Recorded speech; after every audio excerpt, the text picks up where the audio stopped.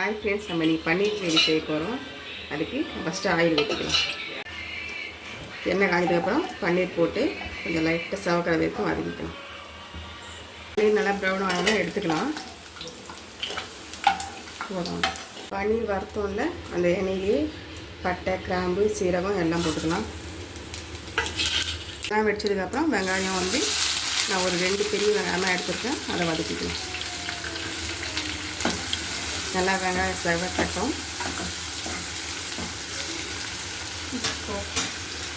ப்ரௌனாக வதங்கினதுக்கப்புறம் இஞ்சி பூண்டு பேஸ்ட் 1 டீஸ்பூன் போட்டுக்கலாம். இஞ்சி பூண்டு பேஸ்ட்டு ஒரு 2 வதக்கினதுக்கப்புறம் தக்காளி போட்டுக்கலாம். நான் ஒரு 2 தக்காளி எடுத்து பொடியாக அரிஞ்சு வச்சுருக்கேன். அதை போட்டு நல்லா வதக்கிக்கலாம்.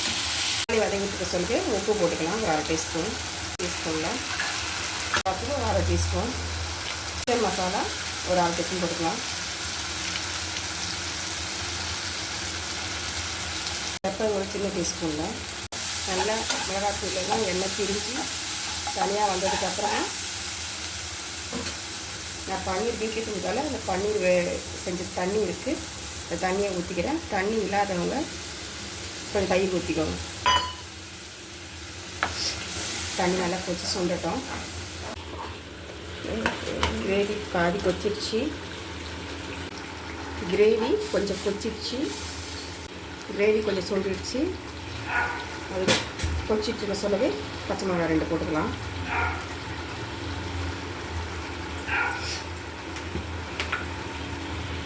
கஸ்தூரி மேத்தி அது கொஞ்சம் போட்டுக்கலாம்.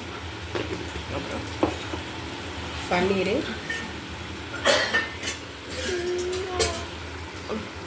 கொத்தமல்லி இது எல்லாத்தையும் போட்டு நல்லா கலரி விட்டுட்டு ஸ்லோவாக வச்சு ஒரு 5 நிமிஷம் மூடி வச்சிங்கன்னா நல்லா எண்ணெய் பிரிஞ்சு பன்னீரில் நல்லா கிரேவிலாம் ஊறிட்டு சூப்பராக ரெடி ஆகிடும். கொச்சிடுச்சு. இப்போ நல்லா மூடி வச்சு ஒரு 5 நிமிஷம் 5 நிமிஷம் ஆயிடுச்சு.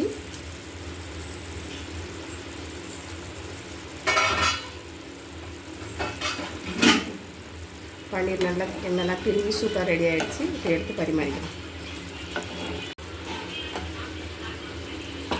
சூப்பரான பன்னீர் கிரேவி ரெடி ஆகிடுச்சு. ஒரு பாக்கெட் பால் இருந்தால் போதும். நம்மளே வீட்டில் திரித்து சூப்பராக பன்னீர் செஞ்சிடலாம்.